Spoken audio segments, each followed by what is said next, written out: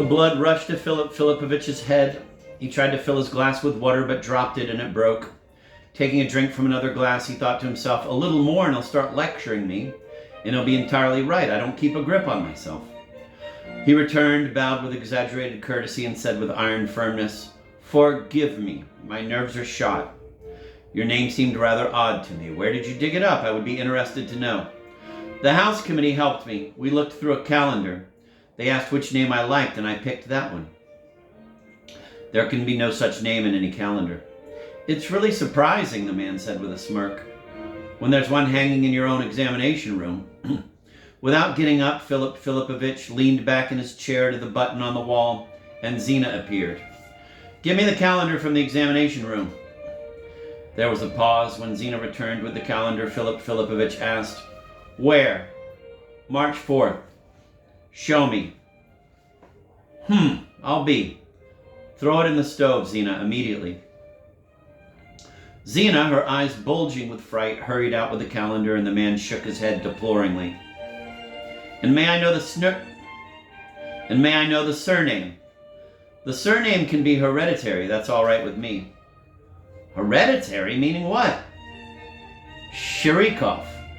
Before the desk in the office stood the chairman of the House Committee in a leather jacket. Dr. Bormenthal sat in an armchair, the doctor's face glowing from the frost. He had just returned. Looked as helplessly bewildered as the face of Philip Filipovich, who sat next to him. What shall I write? He asked impatiently. Oh, well, said Shavander, it's a simple business. Write out a certificate, citizen professor, certifying such and such, you know, and that the bearer of same is in fact Polygrafovich Sharikov, originating, you know, from your apartment. Bormenthal stirred in his chair with a look of perplexity. Philip Filipovich twitched his mustache. What a predicament. I couldn't imagine anything more stupid. Originating. He didn't originate, but simply, well, in a word, that's your business, Shavander said with calm malice. Whether he originated or not, when all is said and done, Professor, it was your experiment. It was you who created Citizen Sharik. It's perfectly simple, Sharikov barked from his place near the bookcase. He was peering at his tie, reflecting in the depths of the glass. I would be very grateful, Philip Filipovich snapped back, if you kept out of the conversation. It isn't perfectly simple. It isn't simple at all.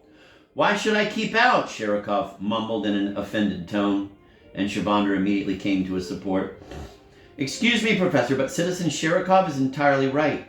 It is certainly his right to participate in the discussion of his own fate, especially insofar as it has to do with documents. A document is the most important thing in the world. An ear-splitting clangor interrupted the conversation. Philip Filipovich said into the receiver, Yes? Then he turned red and shouted, I'll ask you not to disturb me with trifles. What business is it of yours? And he slammed down the receiver. Heavenly joy spread over Shavander's face. Turning purple, Philip Filipovich shouted, Make it short. Let's get it over with. He tore a sheet from his notepad and scribbled several words. Then he read them aloud with irritation. This will certify... The devil take it. The bearer of this, a man produced in a laboratory experiment by means of a brain operation, requires documents. Damn it. I'm against getting those idiotic documents anyway. Signed, Professor Preobrazhensky. Shavander took offense. It's rather strange, Professor. How can you call documents idiotic? I cannot permit the presence of a documentless tenant in the house, especially when he isn't on the malicious military rolls. What if a war breaks out with the imperialist sharks? I won't go to no wars, Sharikov yipped suddenly into the bookcase. Shavander was taken aback, but he quickly rallied and civilly remarked to Sharikov, Citizen Sharikov, your words are highly lacking in social consciousness. It is most essential to be registered in the military rolls. I'll register, but if it comes to fighting, they can kiss, Sharikov answered coldly and adjusting his bow. It was Shavander's turn to be embarrassed. Preobrazhensky threw a vexed and wretched glance at Bormenthal as if to say, How's that for morality? Bormenthal replied with a meaningful nod. I was severely wounded during the operation, Sharikov whined morosely. Look what they did to me, and he pointed at his head. The fresh scar of the operation stretched across his forehead. Are you an anarchist individualist? Asked Shavander, his eyebrows raised high. I should have a white card, Sherikov answered. All right, that's not important right now, answered the surprised Shavandar. The fact is that we'll send the professor's note to the militia and we'll get a document. Look here, Philip Filipovich interrupted him suddenly, apparently tormented by some thought. Do you happen to have a vacant room in the house? I am willing to buy it. Yellow sparks flickered in Shavandar's little brown eyes. No, Professor, to my deepest regret, and nothing is foreseen either. Philip Filipovich pursed his lips and was silent. The telephone went off again like a maniac. Without asking anything, Philip Filipovich threw the receiver off the hook, and after spinning for a while in the air, it remained suspended on its blue cord. Everyone gave a start. The old man's nerves are shot, thought Bormenthal, and Shavandar, his eyes flashing, bowed and went out. Sherikov followed him, his shoes squeaking as he walked. The professor remained alone with Bormenthal. After silence, Philip Filipovich shook his head rapidly and said, It's a nightmare, I swear. Did you see? Do you know, my dear doctor, these last 2 weeks have worn me out more than the previous 14 years. What a character, I'll tell you.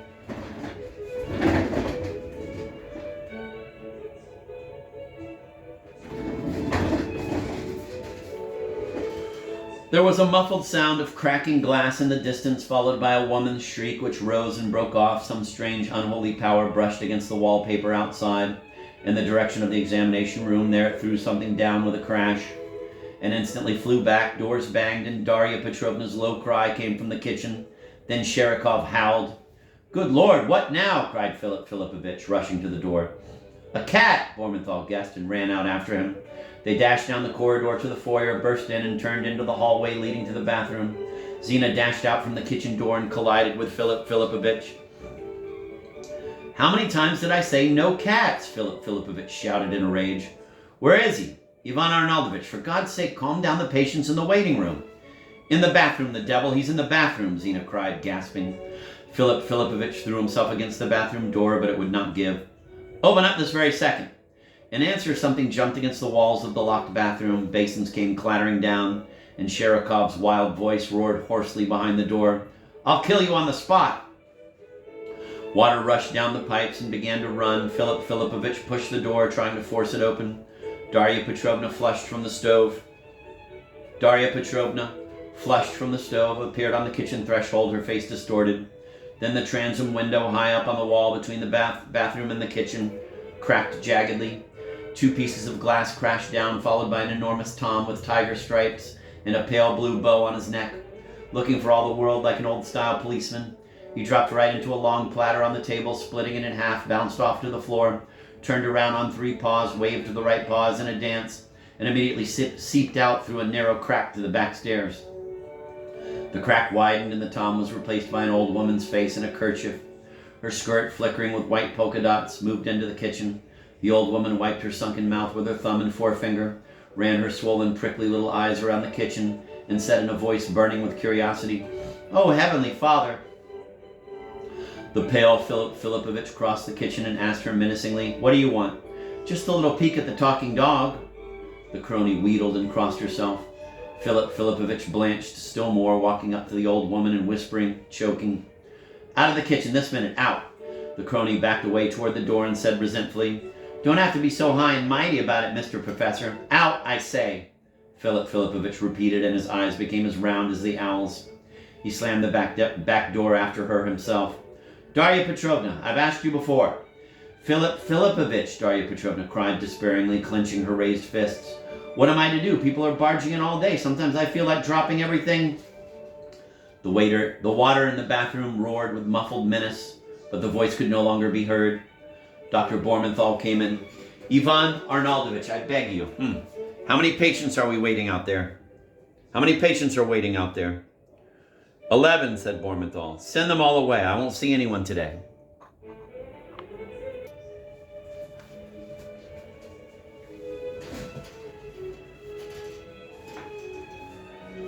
The water in the bathroom roared with muffled menace, but the voice could no longer be heard. Dr. Bormenthal came in.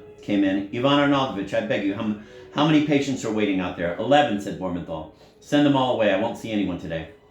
Philip Filipovich knocked on the door with his knuckles and shouted, Come out this very minute. Why did you lock the door? Boo-hoo, Sherikov's muted voice replied piteously.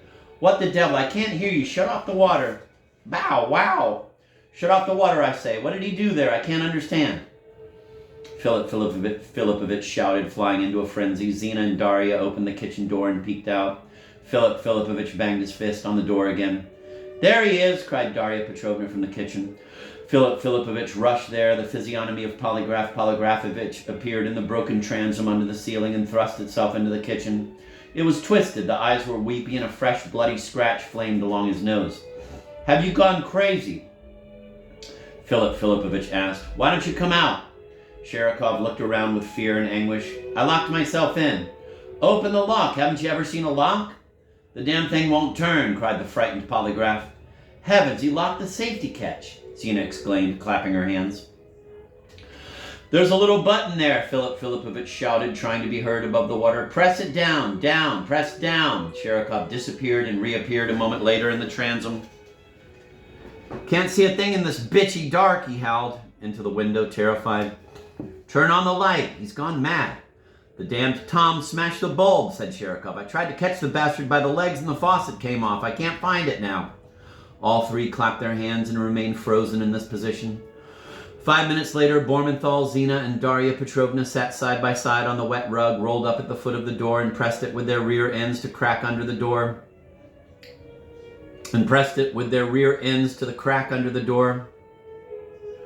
While the doorman Fyodor, with Daria Petrovna's lighted wedding candle in his hand, climbed up a wooden ladder and squeezed himself through the transom. His rear, dressed in large gray checks, flashed in the air and disappeared in the opening. Do, woo-goo, Sherikov was yelling something through the roar of the water. Then Fyodor's voice was heard. Philip Filipovich, we have to open anyway. Let it spread. We'll pump it out in the kitchen. Open, Philip Filipovich cried angrily. The three rose from the rug, pressed the bathroom door, and a flood of water streamed into the hallway. There it divided into three currents. One went directly opposite into the toilet, the other right into the kitchen, and the third left into the foyer. Splashing and jumping, Zina shut the door into the foyer. Fyodor came out, ankle deep in water, smiling for some reason. He was all wet, as though dressed in oilcloth.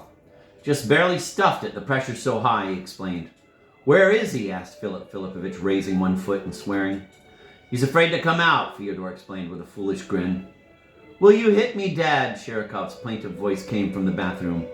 Moron, Philip Filipovich answered shortly.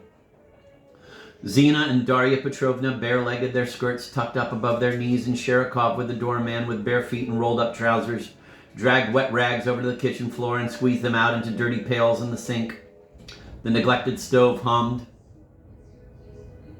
The water streamed out under the door onto the echoing stairway and fell down the stairwell into the cellar.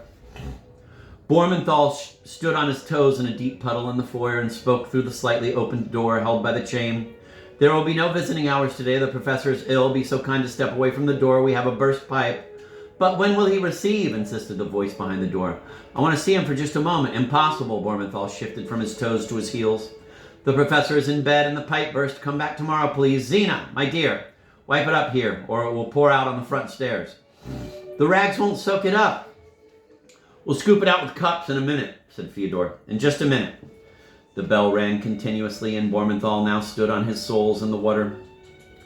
But when will the operation take place? A voice persisted and tried to push into the crack. Our pipe burst. I'm wearing overshoes. Bluish silhouettes appeared behind the door. Impossible. Tomorrow, please. I have an appointment. Tomorrow. We've had an accident with the plumbing.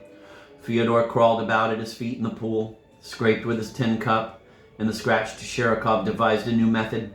He rolled up a huge rag into a tube, lay down on his stomach in the water, and drove it from the foyer back toward the toilet. Damned goblin. Stop driving it all over the apartment, Daria Petrovna cried angrily. Pour it into the sink. To hell with the sink, Sherikov replied, catching the muddy water with his hands. It's starting to come out on the front stairs. A bench rode in, screeching from the hallway, with Philip Filipovich in blue-striped socks stretched out, balancing himself on it. Ivan Arnaldovich, quit answering. Come to the bedroom. I will give you slippers. It's all right, Philip Filipovich. It doesn't matter. Put on galoshes. It doesn't matter. My feet are wet anyway. Oh, God, Philip Filipovich moaned. What a vile beast, Sherikov spoke up suddenly and slithered out, squatting on his haunches with a soup bowl in his hand. Bormenthal slammed the door. He could not restrain himself any longer, and burst out laughing. Philip Filipovich's nostrils flared and his glasses glinted. To whom are you referring? He asked Sherikov from his height. If I may know. The Tom, of course, such scum, replied Shirokov, his eyes shifting from corner to corner. You know, Shirokov, Philip Filipovich said, catching his breath, I have positively never seen a more brazen creature than you. Bormenthal snickered. You are simply an impudent wretch. How dare you say that? You've wreaked all this havoc and you permit yourself... No, it's a damned outrage.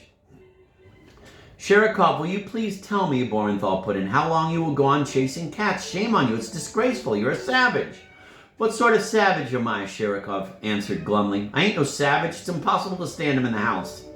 All he does is look around for something to filch. He gobbled up Darya's stuffing. I wanted to teach him a lesson. You need to be taught a lesson yourself, said Philip Filipovich. Take a look at yourself in the mirror. He almost scratched my eye out, Shirokov responded, scowling, and put up a dirty hand to his eye. By the time the darkened, waterlogged parquet dried out a little, all the mirrors were covered with a steamy film and the bell had ceased ringing. Philip Filipovich stood in the foyer in red Morocco slippers. Here, Fyodor, that's for you. Thank you kindly.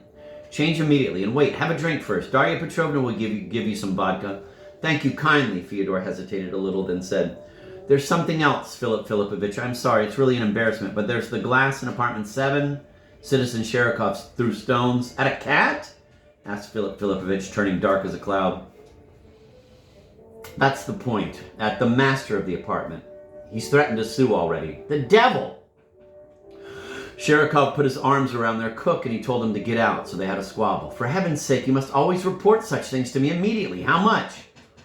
1.5. Philip Filipovich took 3 shiny coins from his pocket and handed them to Fyodor. 1.5 rubles for such a scoundrel. A hollow voice came from the doorway. Why, he himself, Philip Filipovich, spun around, bit his lip, silently pushed Shirokov into the waiting room and locked the door. Shirokov immediately began to hammer on the door with his fists. Don't you dare, Philip Filipovich exclaimed in the voice of a man who was obviously sick. Well, really, Fyodor remarked significantly, I've never seen such nerve in my life. Bormenthal appeared as from under the earth. Philip Filipovich, I beg you, calm down. The energetic doctor unlocked the door to the waiting room and his voice was heard saying, Where do you think you are, in a tavern? That's right, Fyodor approved with emphasis. That's right, you ought to land him one on the ear, too. Oh, what are you saying, Fyodor? Philip Filipovich mumbled sadly. It's you I'm sorry for, Philip Filipovich.